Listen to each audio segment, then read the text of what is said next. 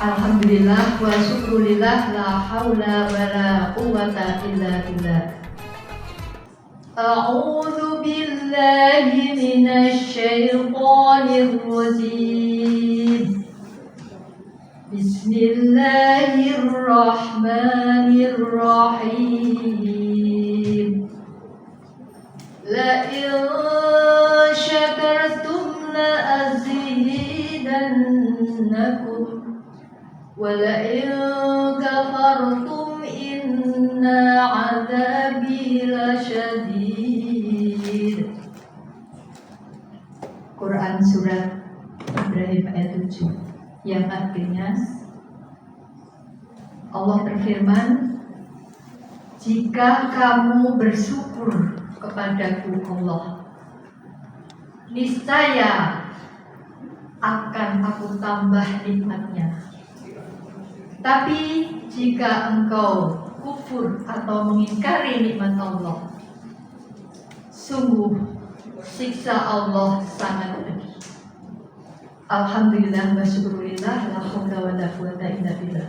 Dewan Yuri yang dirahmati Allah serta hadirin semua yang berbahagia, bersyukur kepada Allah sesuai dengan ayat yang sudah kami baca. Di situ Allah berfirman mengingatkan kita bahwa jika kamu mau bersyukur, pasti Allah akan menambah nikmatnya. Namun jika kamu kufur, sungguh siksa Allah sangat pedih. Ada 3 nikmat yang diberikan kepada manusia. Yang 2 nikmat diberikan kepada seluruh umat manusia.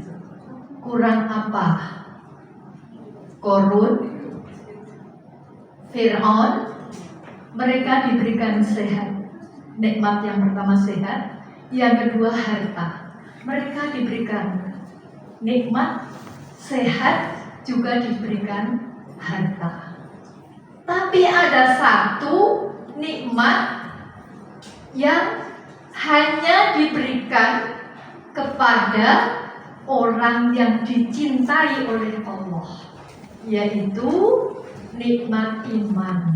Alhamdulillah, kita termasuk orang-orang yang diberikan nikmat oleh Allah, yaitu memiliki iman.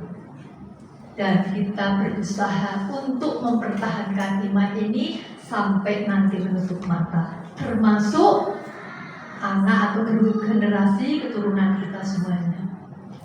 Izinkanlah di sini, bunda-bunda yang dirahmati Allah, saya menyampaikan sebuah judul keteladanan bagi Rasulullah SAW. Ada 4 teladan yang sudah sangat familiar sekali bagi kita, yaitu kalau boleh saya menyingkat menjadi 4 kata staff.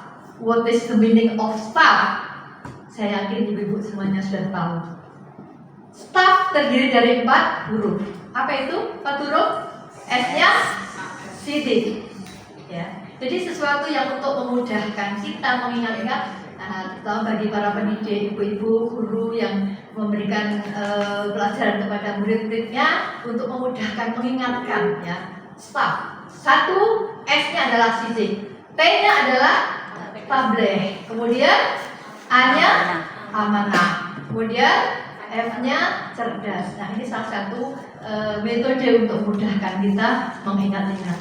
4 sifat yang melekat pada Rasulullah SAW ini menjadi teladan bagi kita semuanya. Gimana kita untuk bisa meneladani, meniru kehidupan Rasul. Jadi kita tidak usah perlu melirik tokoh-tokoh, misalnya tokoh politik atau tokoh-tokoh pimpinan negara atau bahkan artis. Tetapi di dalam diri Rasulullah sendiri sudah ada suri tauladan yang sangat baik, dan itu menjadi tolok ukur, menjadi acuan bagi kita untuk meneladaninya, sebagaimana tersebut dalam surat Al-Ahzab ayat 21.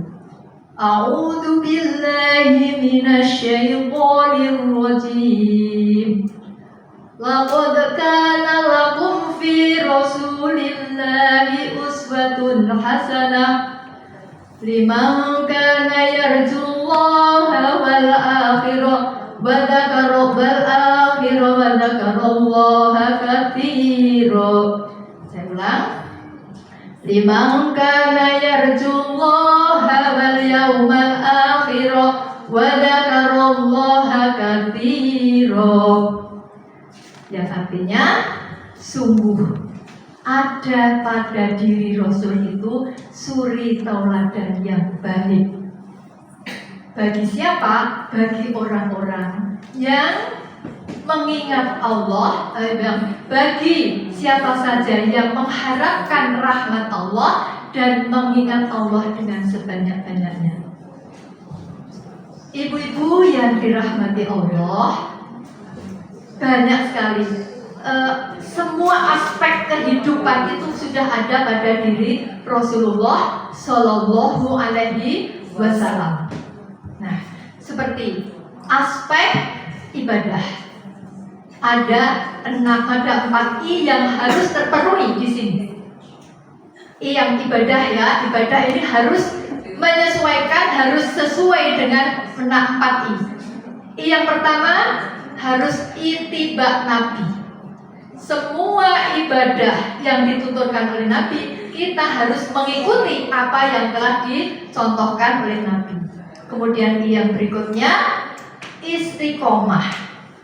Istiqomah artinya ajak, dilakukan secara konsisten, kemudian terus menerus. Nah, ibadah apapun, sekecil apapun, ini diharapkan kita bisa melaksanakan dengan secara istiqomah. Kemudian I berikutnya adalah ikhlas. Ikhlas ya. Semua ibadah ini merupakan grade yang tertinggi. Semua ibadah yang kita lakukan ini semata-mata karena Allah. Kemudian yang terakhir adalah ittiba Nabi sudah, istiqomah, kemudian iman. Semua bentuk aktivitas kita, baik itu ibadah yang hubungan secara vertikal atau hablum minallah, ya hablum minallah hubungannya dengan Allah, ada sholat, ada puasa dan sebagainya, itu semuanya ya harus dilandasi dengan iman. Kemudian istiqomah dan sudah secara terus menerus dan ikhlas, dan merupakan yang terakhir yaitu ikhlas. Ikhlas ini harus benar-benar dilakukan semata-mata karena Allah. Dan masih banyak lagi aspek-aspek yang lain, seperti aspek bermasyarakat. Rasulullah Shallallahu Alaihi Wasallam, akhlak terutama, akhlak Rasulullah yang di situ Rasulullah memiliki kesabaran dan sifat yang memaafkan yang luar biasa. Kita pernah mendengar kisahnya Rasulullah ketika beliau setiap pagi menyuapi seorang wanita Yahudi, wanita yang sudah buta di tengah-tengah kota Madinah. Setiap pagi beliau menyuapi dengan lemah lembut. Sedangkan orang yang wanita Yahudi ini selalu memaki-maki Rasulullah. Dia mengatakan, "Hai kalian semuanya, kamu jangan percaya pada si pembohong Muhammad. Kamu jangan terpengaruh kepada penyihir Muhammad. Dia orang jahat, dia pembohong." Setiap pagi dia mempengaruhi orang-orang seperti itu. Dia tidak sadar karena dia dalam keadaan buta. Tidak tahu kalau setiap pagi yang memberikan makanan adalah Rasulullah SAW. Nah, suatu saat Rasulullah wafat, kemudian Abu Bakar, beliau bertanya kepada putrinya Aisyah yang istrinya Rasulullah, "Wahai Aisyah putriku, adakah sunnah Rasulullah yang belum aku kerjakan? Tolong sampaikan." "Ada Rasulullah." "Ada, wahai Abi." "Apa itu?" Rasulullah ketika setiap pagi beliau menyuapi seorang wanita Yahudi yang berada di pasar, dan dia selalu memaki-maki Rasulullah. "Kalau begitu saya akan melakukan." Datanglah Abu Bakar kepadanya. Nah, ketika Abu Bakar menyuapi ini, kemudian Si wanita Yahudi ini marah. Ini bukan orang yang setiap hari menyuapi aku. Ini pasti orang lain. Dia nggak tahu. Ya. Kemudian Abu Bakar menyampaikan, wahai ibu, benarlah aku memang bukan orang yang selalu menyuapi ibu. Ketahuilah, yang menyuapi ibu ada beliau, Nabi Muhammad sudah wafat. Apa? Dia sudah wafat. Dia Muhammad. Jadi orang yang setiap aku maki-maki, setiap hari aku maki-maki itu adalah Muhammad. Kemudian dia menangis. Menangis karena apa? Terharu. Kenapa? Saya memaki-makinya, sedangkan dia setiap pagi memberiku makan dengan penuh kasih sayang. Sehingga dia menangis, menyesali karena beliau sudah wafat, tidak sempat untuk meminta maaf. Dan saat itu juga ibu-ibu tahu, dia menyatakan diri masuk Islam. Kenapa? Karena kelemah lembutan dan kasih sayang dari Nabi Muhammad SAW. Demikian saja, mudah-mudahan bermanfaat bagi saya. Yang datang, wabillahi taufiq wal hidayah. Nasrun minallah wa fathun qarib wa basyiril mu'minin. Assalamualaikum.